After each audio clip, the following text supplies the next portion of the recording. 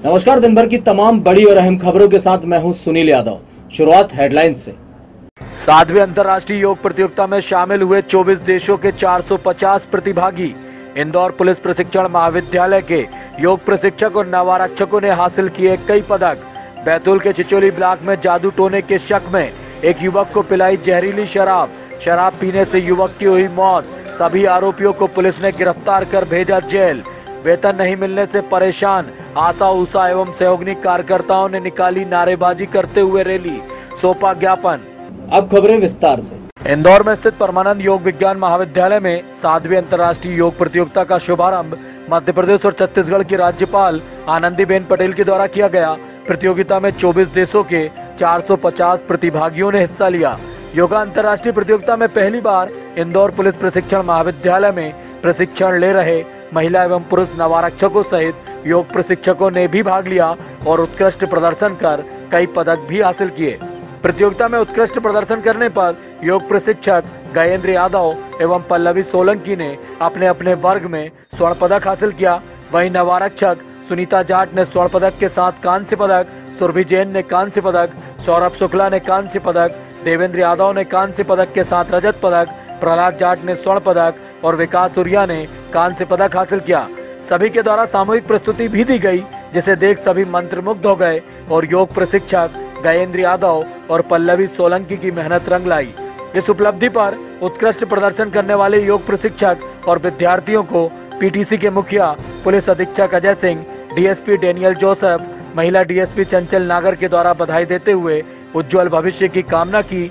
वही परमानंद महाविद्यालय के चेयरमैन डॉक्टर ओमानंद गुरुजी ने नवारक्षकों द्वारा दी गई प्रस्तुति की सराहना करते हुए कहा कि पुलिस नवारक्षकों द्वारा दी गई यह प्रस्तुति अकल्पनीय है। बैतूल जिले के चिचोली ब्लॉक के खामढाना में एक युवक को जादू टोने के शक में शराब में जहरीला पदार्थ मिलाकर मार डाला। हमारे संवाददाता सुरेंद्र बावने ने बताया कि घटना 5 जनवरी की रात की है, जब मृतक चुम्मा इब्ने को आरोपी पतिराम, प्रेम सिंह और दिलीप ने खाने के लिए चखना लेने भेजा था। उस समय शराब में जहरीला पदार्थ मिला दिया था, जिसे आने पर चुम्मा के पीने से उसकी मौत हो गई। सभी आरोपियों पर धारा 302, 328 और 34 के तहत मामला दर्ज कर पुलिस ने जेल भेज दिया है।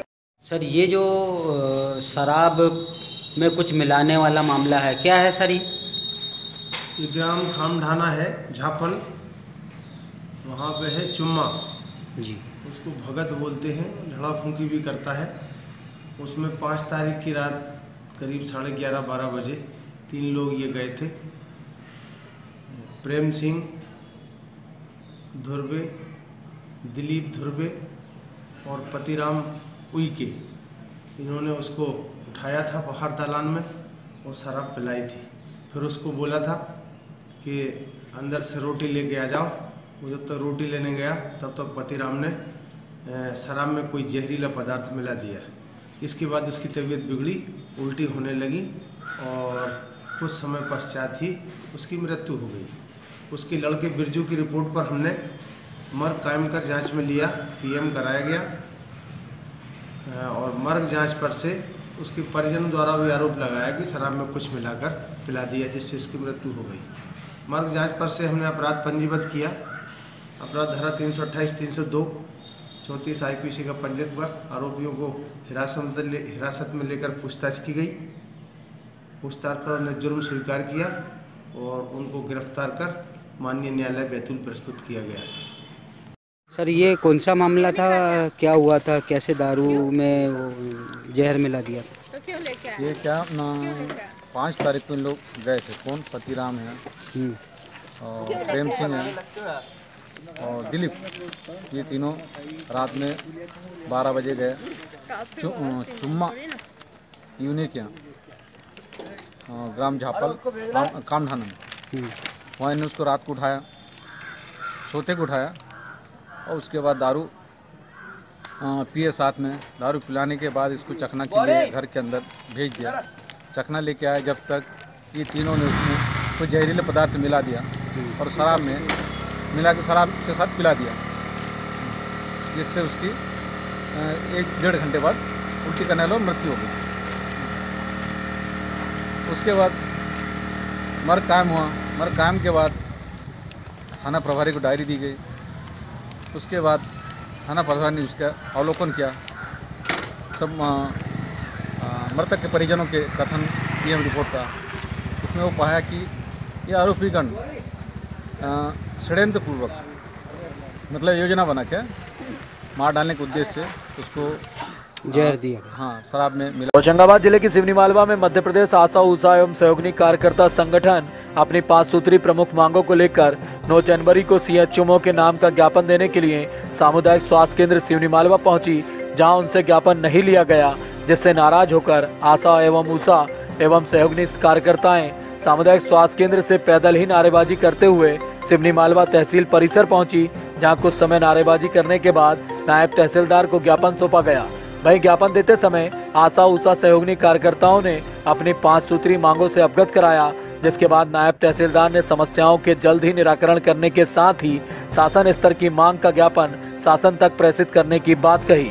वहीं आशा ऊषा सहयोगी कार्यकर्ता संगठन की जिला महासचिव ने बताया कि विगत 1 वर्ष से आशा ऊषा कार्यकर्ताओं से कार्य कराया जा रहा है, पर वेतन नहीं दिया गया है, जिसके कारण अब उनके जीवन यापन में संकट आ खड़ा हुआ है।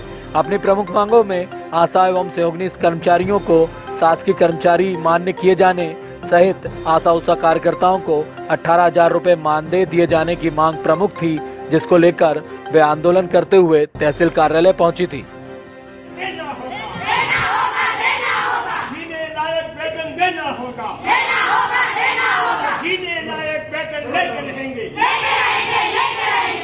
क्या नाम आपका? चंद्रकिरण हरियाले में भिलाड़िया कला से हूँ। आप आइए, आंदोलन भाग ले रही जी जी जी हाँ, बहुत सारी समस्या आती है। हम केस लेकर आते हैं आधी रात को, ठंडी में बच्चे को लेकर बहुत परेशान होते हैं। हमारे 1 साल से वेतन नहीं मिला, कभी आधा दे देते, आधा देते ही नहीं। तो और बोलते हैं कि अभी ये बंद है, वो बंद है, कंप्यूटर बंद है, तो फंड नहीं आया। हाँ, क्या जनवरी 2018 से अभी तक हमारा आधे से ज़्यादा पैसा नहीं आया अभी हमारा, और हम पूछने जाते हैं तो हमको गुमराह किया जाता है। हम लोगों की मुख्य मांग तो ये हम लोगों को नियमित किया जाए और न्यूनतम वेतन 18,000 रुपये दिया जाए। किसको ज्ञापन दिया? हम लोग न पहले तो हम लोगों की डीओ में साहब के यहाँ गए थे हम लोग, लेकिन उनकी माताजी एक्सपायर होने के कारण वो तो नहीं थी वहाँ पे, लेकिन ज्ञापन लेने के लिए हमारा कोई भी नीचे नहीं आया। हम लोग जब ऊपर गए तो उन लोगों ने हमसे बोल दिया कि यहाँ ज्ञापन हम लोग बिल्कुल नहीं लेंगे आपका, यहाँ पे कोई भी उच्च अधिकारी नहीं है।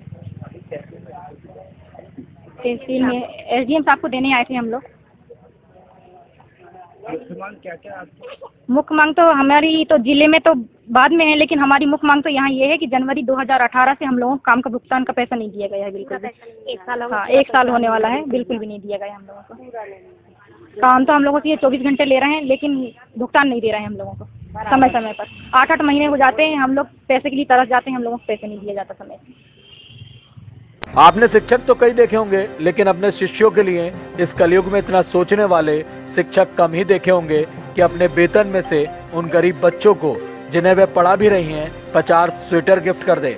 ये वाकया कहीं और का नहीं, बैतूल जिले के चिचोली ब्लॉक के नसीराबाद का है, जहां पदस्थ शिक्षिका संगीता गोस्वामी ने अपने वेतन के 10,000 रुपए से इस भीषण ठंड में उन बच्चों को स्वेटर भेंट की, जिन्हें वे हर दिन पढ़ाती हैं।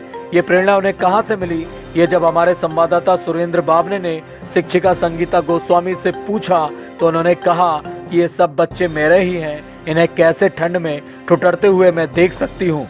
ये वाकया देख या सुन हर एक बस यही कह रहा है कि काश ऐसी शिक्षिका हर उस बच्चे को मिले जो पढ़ना चाहता है।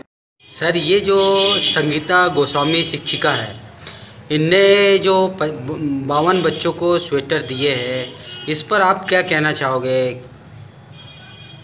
ये संगीता गोस्वामी सहायक अध्यापिका जो नसीराबाद में है, उनका यह काम निसंदेह मतलब बहुत अच्छा काम है।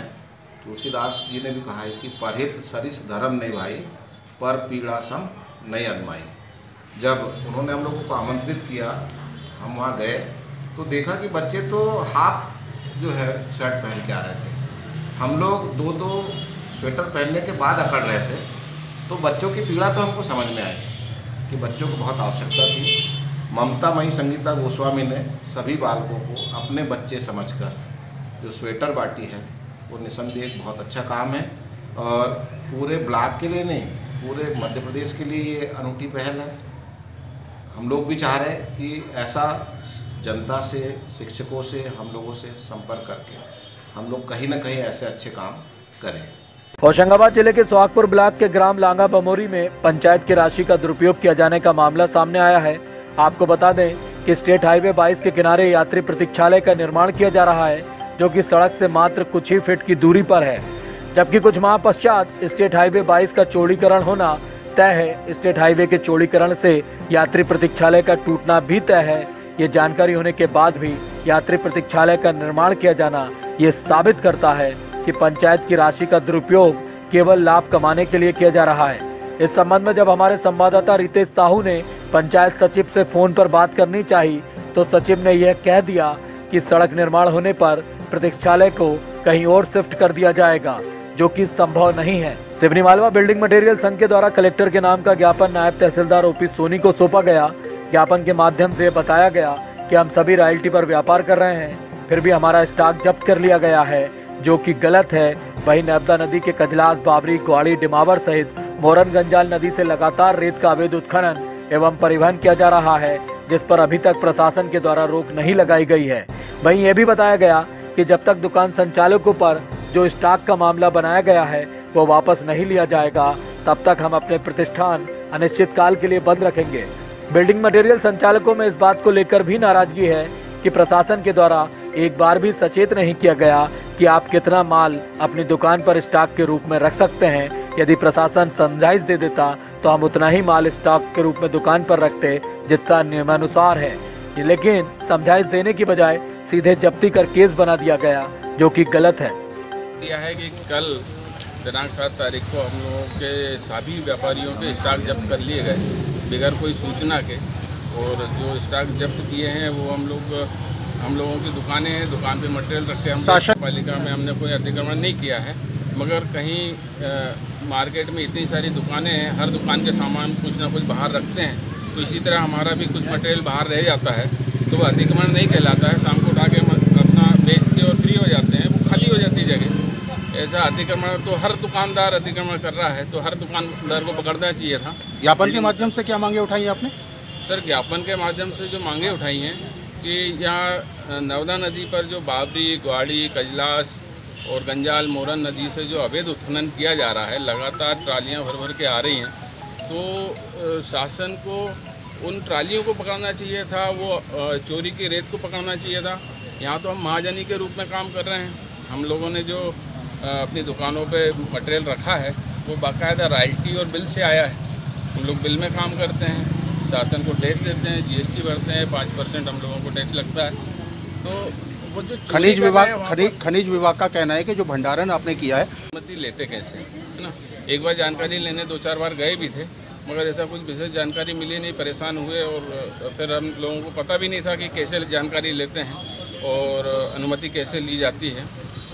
तो अनुमति की कोई मीटिंग अगर बुलाई जाती, हम लोगों को बताया जाता है कि भाई आपको इस तरह से अनुमति लेकर ही भंडारण करना है, तो हम उस प्रक्रिया के तहत करते हैं। आगामी कार्रवाई यूनियन की? आगामी अगर यूनियन की जो कार्रवाई है कि ये जो यहाँ चोरी हो रही है, पहले आप उनको पकड़ें। हम लोग तो टैक्स देते हैं, सिर्फ हमारी ये गलती है कि हमने अपनी दुकान में सामान रखा। अगर हम दुकान में सामान नहीं रखेंगे तो बिकेगा कैसे?